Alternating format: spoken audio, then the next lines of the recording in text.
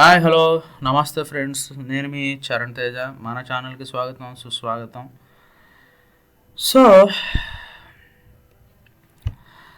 చరిత్ర, సంస్కృతి మరియు నగరాల భవిష్యత్తుని తెలుసుకునే మీ వన్ స్టాప్ డెస్టినేషన్ ఇది.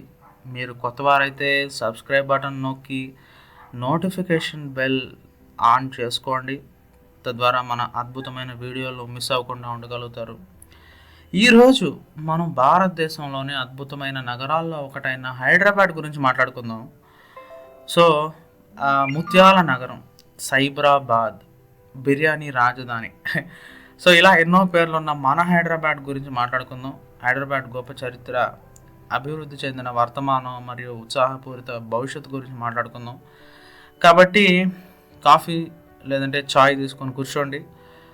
అలా కాఫీ తాగి టీ తాగే లోపల ఈ టాపిక్ ముగించేద్దాం. సో ఈ అద్భుతమైన ప్రయాణంలో భాగస్వాములు అవ్వండి. సబ్స్క్రైబ్ చేయండి, మర్చిపోద్దండి, బెల్ ఐకాన్ క్లిక్ చేయండి. ఏమాత్రం ఆలస్యం చేయకుండా వెళ్ళిపోదాం. సో మన కథ 16వ శతాబ్దంలో ప్రారంభమైంది. మహమ్మద్ కులీ కుతుబ్ షా 1591లో హైదరాబాద్ని స్థాపించినప్పుడు ఈ నగరం కుతుబ్ షాహీ రాజవంశ రాజధానిగా నిర్మించబడింది. విశాలమైన వీధులు, అందమైన కోటలు మరియు చారిత్రాత్మక కట్టడాలతో ఉండేది.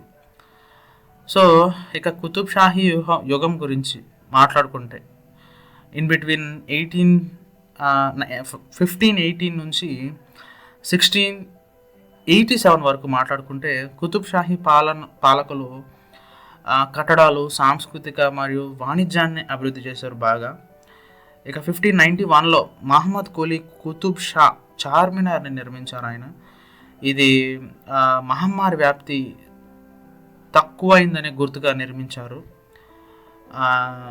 ఇక గోల్కొండ కోట గురించి మాట్లాడుకుంటే ఆ కాలంలో ప్రపంచవ్యాప్తంగా వజ్రాల వ్యాపారం జరిగిన కేంద్రంగా ఉండేది ఇది. ఇక మొఘల్స్ గురించి మాట్లాడుకుంటే మొఘల్ అండ్ అసఫ్ జాహీ పాలన టైం అంటే 1687 నుంచి 1948 వరకు కూడా మాట్లాడుకుందాం. సో 1687లో మొఘల్ చక్రవర్తి ఔరంగజేబ్ హైదరాబాద్ని ఆక్రమించాడు. కుతుబ్ షాహీ రాజవంశాన్ని అంతం చేసేశాడు.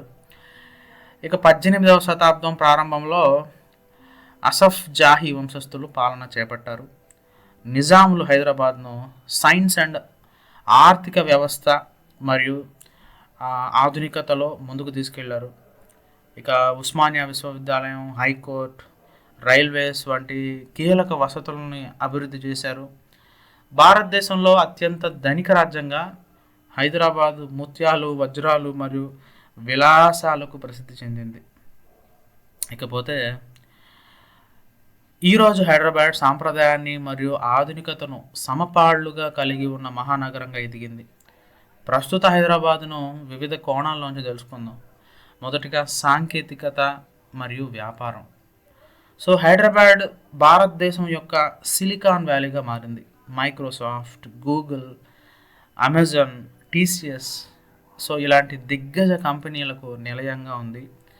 హైటెక్ సిటీ భారత ఐటీ విప్లవానికి హృదయంగా ఉంది. ఇక జీనోమ్ వ్యాలీ పేరుతో ఫార్మా మరియు బయోటెక్నాలజీ పరిశ్రమలు అభివృద్ధి చెందుతున్నాయి. ఇకపోతే ప్రయాణ వసతులు అభివృద్ధి గురించి మాట్లాడుకుంటే హైదరాబాద్కు అత్యంత మెరుగైన మెట్రో వ్యవస్థ ఉంది. రాజీవ్ గాంధీ అంతర్జాతీయ విమానాశ్రయం దేశంలోనే అత్యంత రద్దీగా ఉండే విమానాశ్రయాల్లో ఒకటి. ఔటర్ రింగ్ రోడ్డు, ఫ్లైఓవర్ మరియు మెట్రో విస్తరణ వల్ల ప్రయాణం సులభమైంది. ఇక సంస్కృతి అండ్ వంటల గురించి మాట్లాడుకుంటే హైదరాబాద్కు మొఘల్, పర్షియన్ మరియు తెలుగు సంస్కృతుల సమ్మేళనం ఉంది. ద రేర్ కాంబినేషన్ అని చెప్పచ్చు. ఇక ప్రసిద్ధ హైదరాబాదీ బిర్యానీ తప్పక రుచి చూడాల్సిన వంటకం. రంజాన్ సమయంలో హలీం కూడా ప్రత్యేకమైంది. ఇక గణేష్ చతుర్థి, బోనాలు మరియు రంజాన్ వంటి పండుగలు ఘనంగా జరుపుకుంటారు. ఇక హైదరాబాద్ అభివృద్ధి చెందుతున్న నగరం రాబోయే కాలంలో అద్భుతమైన మార్పులను చూడబోతోంది. స్మార్ట్ సిటీ సౌకర్యాల గురించి మాట్లాడుకుంటే హైదరాబాద్ను స్మార్ట్ సిటీగా అభివృద్ధి చేయడానికి ప్రభుత్వ ప్రణాళికలు సిద్ధంగా ఉన్నాయి. హైదరాబాద్ ఫార్మా సిటీ ప్రపంచంలోనే అతిపెద్ద ఫార్మాస్యూటికల్ పార్క్గా రూపొందించబడుతోంది. ఇక హరిత హైదరాబాదు, పునరుత్పాదక ఇంధన ప్రణాళికలు, సౌరశక్తితో నడిచే వాహనాలు ప్రోత్సహించబడుతున్నాయి. హరితహారం ద్వారా నగరంలో లక్షలాది చెట్లు నాటుతున్నారు. ఇక గ్లోబల్ హైదరాబాదు అంతర్జాతీయ స్థాయిలో హైదరాబాదును మరింత అభివృద్ధి చేయడానికి పెట్టుబడులు పెరుగుతున్నాయి. నూతనంగా వస్తున్న అంతర్జాతీయ రూట్ల ద్వారా ప్రయాణం మరింత సులభమవుతోంది.